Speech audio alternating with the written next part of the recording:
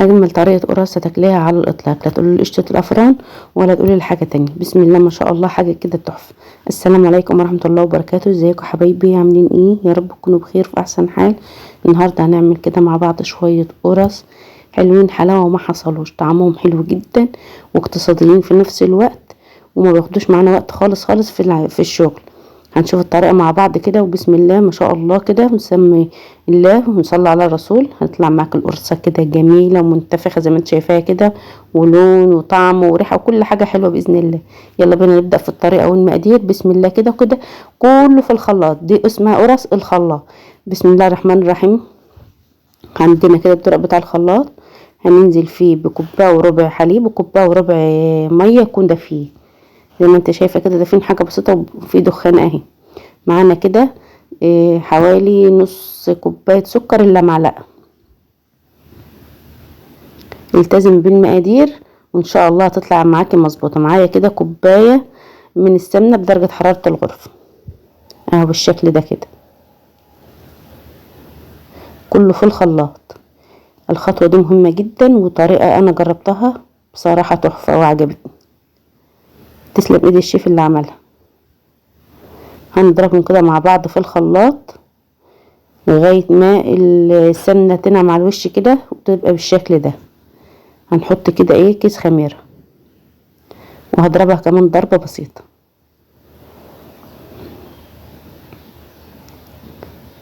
من حلاوتها هتقومي تعمليها فعلا وتجربيها وهتدعيلي بإذن الله. معانا كده الدقيق اهو، حطينا عليه معلقة صغيرة ملح، واحط كده نص معلقة بيكنج باودر. ده كيلو دقيق، يبقى المقادير السائل اللي احنا حطيناها كوبايتين ونص من السائل حليب على ميه يكون دافين. هنقلب بقى كده الدقيق مع البيكنج باودر والملح، ندخل فيه الهواء كده. وادي الخليط بتاعنا بعد ما نعمل الخطوة دي بتدي طراوة وهشاشة للقرصة، بتخليها طعمها في حتة تانية بصراحة يعني. هننزل كده بالخليط السائل اهو على الدقيق بتاعنا وهنقلب ونبدأ نعجن. ولو وصلت لغاية هنا متنسيش تشترك في القناة وتفعل الجرس على كلمة الكل عشان يوصلك كل فيديو جديد احنا بنعمله. ولو جربت الطريقة بتاعتنا بتاعت القرص دي تكتبيلي تعليق حلو كده من ايديك يا رب، وما نتحرمش منكم ومن دعواتكم لينا يا رب. ده بتحط يا لولو؟ السمسم. حطت عطشاتك يا لولو، نسينا السمسم فاللولو راحت جابته وحطت السمسم. ده بقلبيه كده في الدقيق في الاول. تسلم ايدك يا لولو. هنقلب بقى كده وهنعجن.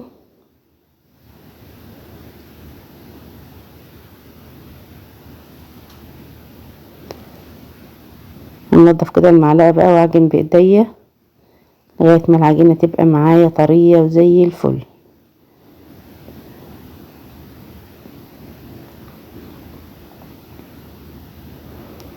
القرص دي تنفع في السحور في رمضان، تنفع فطار، تنفع عشاء، جميلة جدا. تنفع للأولاد في المدارس في اللانش بوكس، يعني بسم الله ما شاء الله حلوة جدا جدا. من حلاوتها هتعملها على طول. بعد ما عجننا كده العجينة بتاعتنا حوالي 10 دقايق اهو زي ما انت شايفة كده، هلمها بقى واحطها في الطبق واغطيها واسيبها نص ساعة تخمر. انا مش عايزاها تخمر خمر كامل علشان هسيبها تخمر بعد التشكيل اهو. هحط عليها كده كيس تلاجة او استرتش راب وهسيبها تخمر. بعد ما قعدت معايا نص ساعة بسم الله ما شاء الله، هفضي الهواء منها كده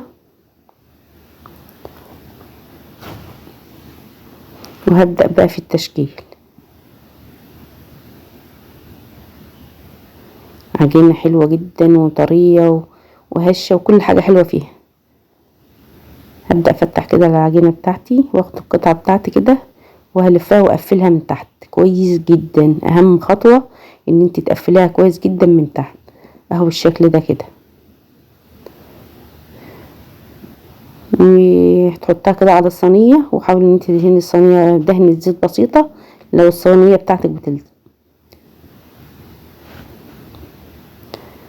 اهو بالشكل ده. كده هقطعها كده واقفلها من تحت كويس جدا واحطها في الصينيه من غير ما ابططها. من غير ما ابططها، حطها بس كده وهنشوف هنعمل ايه في الخطوه التانية.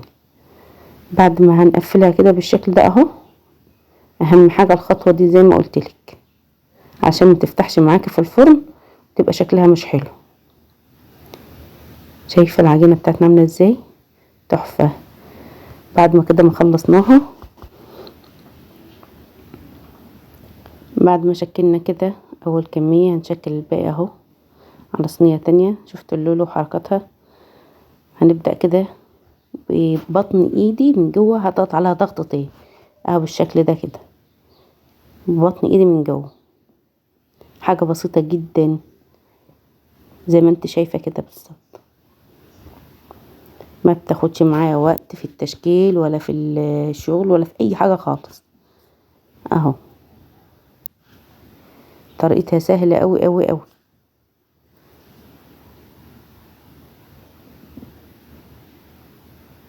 شايفه ببطن ايدي من جوه بضغط على القرصه من فوق اهو بالشكل ده. هعمل كل الكميه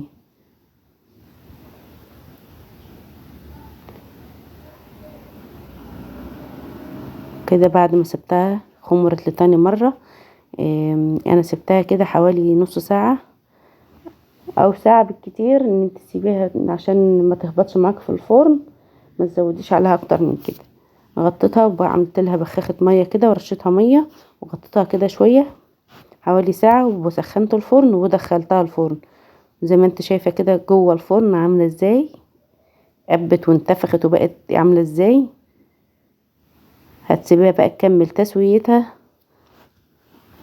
بتاخد معاك حوالي ربع ساعه في الفرن اهو بالشكل ده. شايفه كأنها بالونه.